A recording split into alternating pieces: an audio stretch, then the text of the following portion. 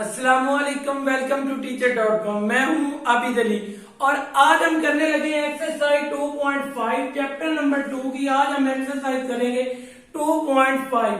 पिछली एक्सरसाइज सारी हमारे पास रियल नंबर के रिलेटेड थी। आज की एक्सरसाइज हमारे पास है कम्प्लेक्स नंबर के रिलेटेड। तो हम आज देखते हैं कि हमारे पास कम्प्लेक्स नंबर क्या होता है। कम्प्लेक्स नंबर तो हमें पता है कि हमारे पास अंडर रूट में हमेशा नंबर पॉजिटिव होता है। जो हमने पढ़ा था पीछे, इंटीजर अंडर रूट में हमारे पास हमेशा पॉजिटिव होता है। अगर अंडर रूट में किसी जगह हमारे पास कोई नंबर नेगेटिव आ जाए तो इस नेगेटिव नंबर के कंसेप्ट को हम कहेंगे कि ये नंबर हमारे पास कोई कम्प्लेक्स नंबर आ रहा है, और इसको हम उससे इमेजिनरी पार्ट भी कह देते हैं। इस कंसेप्ट के लिए हमारे पास एक स्विट्जरलैंड के मैथमेटिशियन थे लियोनार्ड आइलर। उन्होंने हमें इस आयोटा का कंसेप्ट दिया। अगर हमारे पास कोई इंटीजर अंडर रूट में -1 आ जाए तो इस नंबर को हम क्या कहते हैं कि वो हमारे पास आयोटा के इक्वल है। तो ये कंसेप्ट हमारे पास किसका है? कम्प्लेक्स नंबर का। तो कम्प्लेक्स नंबर की हमारे पास डेफिनेशन क्या है? अगर कोई नंबर हमारे पास d = a plus B iota की फॉर्म में आ जाए और इसमें जो हमारे पास ए और बी आ रहा है वो हमारे पास क्या हो? कोई रियल नंबर हो, और जो हमारे पास यहाँ पे अयोटा = -1 है, ये हमारे पास क्या है? Complex number. तो कम्प्लेक्स नंबर की हमारे पास डेफिनेशन क्या हुई? अगर हमारे पास कोई number d = a plus B iota form में हो तो इसमें जो हमारे पास अयोटा है वो क्या है? कम्प्लेक्स नंबर है। तो इसकी हमारे पास कुछ प्रॉपर्टीज है कम्प्लेक्स नंबर की। Properties of complex number. तो हम यहाँ पे कम्प्लेक्स नंबर की कुछ प्रॉपर्टीज देख लेते हैं। अब हमें ये पता है कि ये हमारे पास a प्लस बी अयोटा क्या है? कोई कम्प्लेक्स नंबर आ रहा है। तो अगर हमारे पास इस तरह का कोई नंबर आ जाए a plus B iota = c plus D iota. अब यहाँ पे हमें पता है ए बी सी डी हमारे पास क्या है? कोई कम्प्लेक्स नंबर है। तो हम जब इनको कंपेयरिंग करेंगे, अगर हमारे पास इक्वलिटी की ये फॉर्म आ जाए तो ये हमारे पास a = c के आ जाता है, क्योंकि ये हमारे पास कम्प्लेक्स रियल नंबर आ रहे हैं। अब जब इन दोनों को कंपेयर करेंगे तो इस फॉर्म को हम b = d लिख सकते हैं। ये हमारे पास कम्प्लेक्स नंबर की क्या है? प्रॉपर्टीज है जब इनको कंपेयरिंग करेंगे।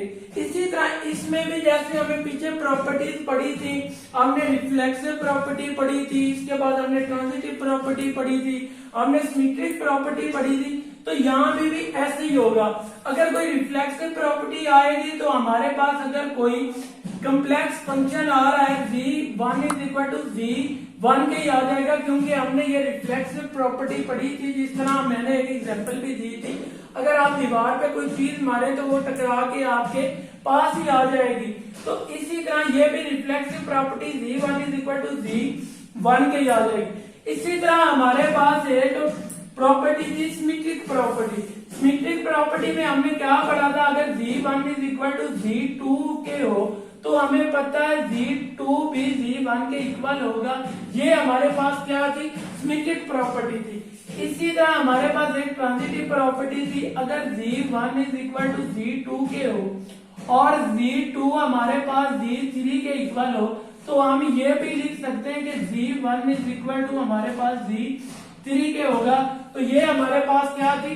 ट्रांजिटिव प्रॉपर्टी थी। इसके बाद हमारे पास हमें पता होना चाहिए कि हमारे पास कॉन्जुगेट का कंसेप्ट क्या है।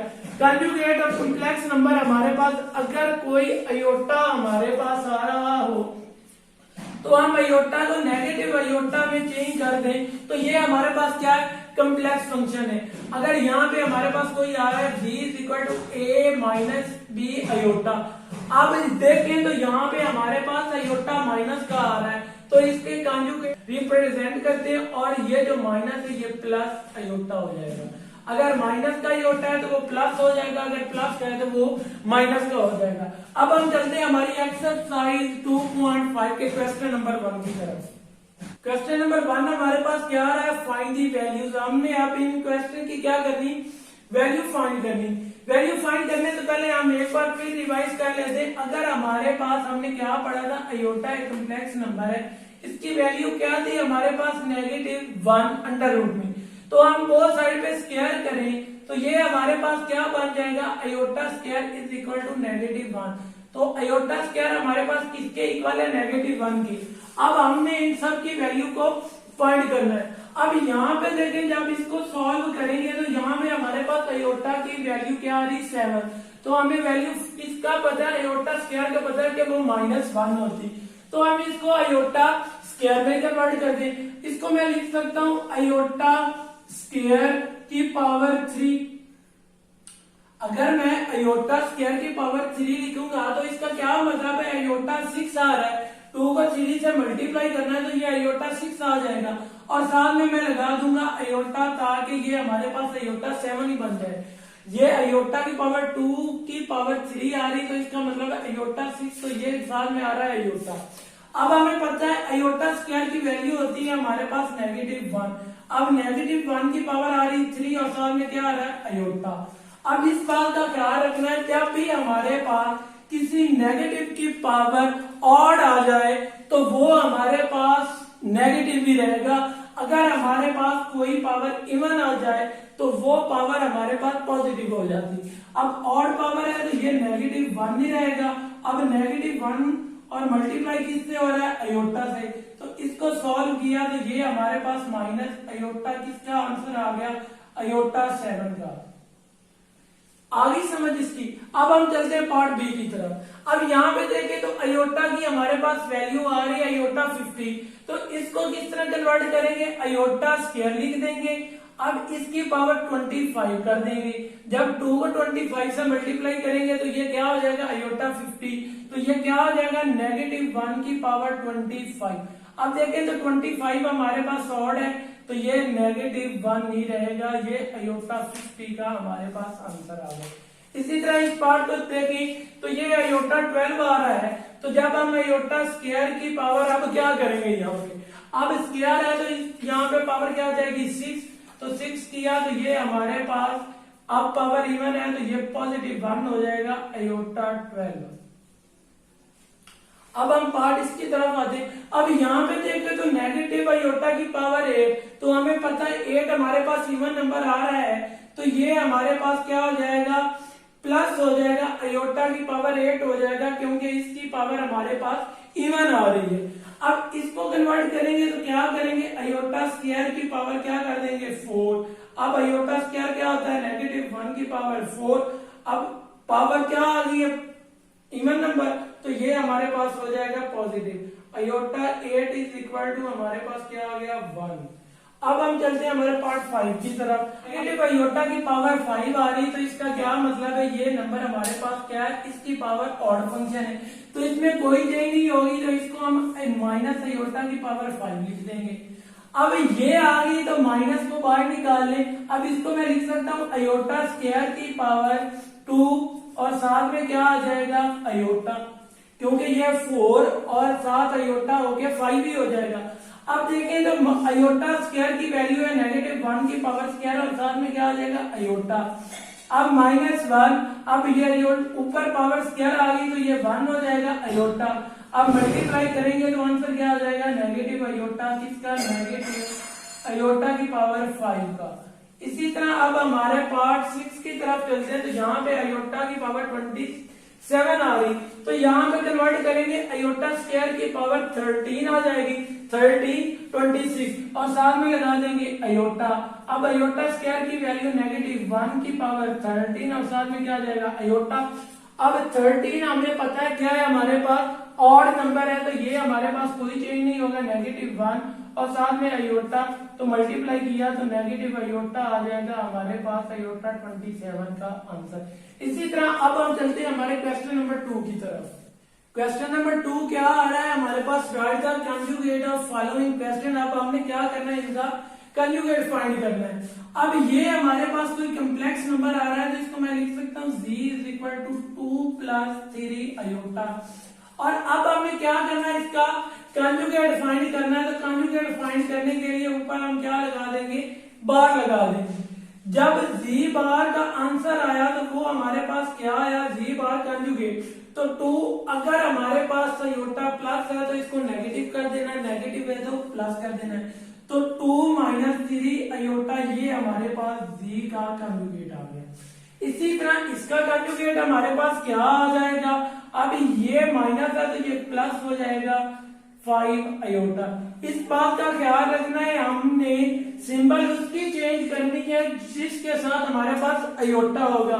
तो यहाँ पे देखें तो इसका हमारे पास क्या हो जाएगा, जी बार, ये नेगेटिव आयोटा है तो ये प्लस आयोटा हो जाएगा। अब 4 पार्ट की तरफ जाए तो अब ये क्या आ जाएगा, अब -3 अयोटे वाला क्या है प्लस, तो ये -4 अयोटा हो जाएगा। इसी तरह इस पार्ट को देखें तो यहाँ पे हमारे पास अयोटा क्या आ रहा है, नेगेटिव, तो ये अयोटा पॉजिटिव हो जाएगा। तो ये इसका क्या आ गया, कंजुगेट आ गया। इसी तरह अगला हमारे पास क्या आ रहा है, इसका जब अब यहाँ पे देखें तो उन्होंने अयोटा यहाँ पे लगाया है, पहले अयोटा लगा दिया है। अयोटा क्या है, प्लस का है, तो हमने क्या कर देना है, अब इस अयोटा को चेंज कर देना है। ये जो हमारे पास सामने रियल नंबर आ रहा है इसको ऐसे ही रख देना है। तो -3, तो ये हमारे पास क्या आ गया, अयोटा। तो इसी तरह अब हम चलते हैं हमारे क्वेश्चन नंबर 3 की तरफ। क्वेश्चन नंबर 3 हमारे पास क्या आ रहा है, find real and imaginary part of number. अब हमने इनका रियल और इमेजिनरी पार्ट फाइंड करना है। तो हमने क्या कहा था, इमेजिनरी पार्ट हमारे पास क्या होता है, जो हमारे पास अयोटा इज इक्वल टू -1 होता है। अयोटा वाले पार्ट को हम क्या कहते हैं कि वो हमारे पास क्या है, इमेजिनरी पार्ट। क्वेश्चन नंबर 1 क्या आ रहा है, 1 प्लस अयोटा। अब यहाँ पे देखो तो हमारे पास रियल पार्ट कौन सा है, इमेजिनरी पार्ट कौन सा है। अब यहाँ पे देखें तो ये हमारे पास क्या है, रियल पार्ट है। जिसके साथ अयोटा आ जाना वो हमारे पास क्या हो जाना है, इमेजिनरी पार्ट हो जाना है। अब इसमें हमारे पास रियल क्या आ रहा है, 1, और इमेजिनरी क्या आ रहा है हमारे पास, वो भी 1 ही आ रहा है, क्योंकि हमारे पास अयोटा के साथ 1 ही आ रहा है, 1 को लिखा नहीं हुआ। अब यहाँ पे देखें तो यहाँ पे हमारे पास रियल क्या आ रहा है, रियल हमारे पास ये वाला पार्ट है, तो रियल हमारे पास -1 आ रहा है। अब इमेजिनरी पार्ट देखें तो वो हमारे पास क्या आ रहा है, अयोटा के साथ 2 है, तो 2 हमारे पास इमेजिनरी आ जाएगा। अब यहाँ पे देखें तो रियल हमारे पास क्या आ रहा है, 2, ये 2 है तो ये 2 हमारे पास रियल आ गया। अब अयोटा पहले लिख दिया है तो अयोटा के साथ क्या आ रहा है, -3, तो इमेजिनरी पार्ट क्या है हमारे पास, -3। अब यहाँ पे देखें तो रियल क्या है, -2, और इमेजिनरी भी क्या है हमारे पास, -2 है। अब यहाँ पे देखें तो रियल क्या है, इमेजिनरी क्या है, यहाँ पे हमारे पास सिर्फ इमेजिनरी पार्ट दिया हुआ है, रियल पार्ट है ही नहीं। तो इसका क्या मतलब है, रियल पार्ट क्या हो जाएगा, 0, और इमेजिनरी पार्ट क्या हो जाएगा, -3, क्योंकि अयोटा के साथ -3 आ रहा है। अब यहाँ पे देखो तो रियल तो हमारे पास क्या आ रहा है, 2, अब इमेजिनरी के साथ 0 आ रहा है, तो इमेजिनरी पार्ट क्या हो जाएगा हमारे पास, 0। इसी तरह अब हम चलते हैं हमारे क्वेश्चन नंबर 4 की तरफ। क्वेश्चन नंबर 4 क्या आ रहा है, find value of x and y। इस एक्सरसाइज का ये सबसे इंपॉर्टेंट क्वेश्चन है। हमने यहाँ पे क्या करना है, x और y की वैल्यू को फाइंड करना है। तो यहाँ पे देखें तो हमारे पास x plus iota y plus 1 is equal to 4 minus 3 iota आ रहा है। अब यहाँ पे देखें तो 1 पॉजिटिव है, दूसरी साइड पे जाके क्या हो जाएगा, नेगेटिव।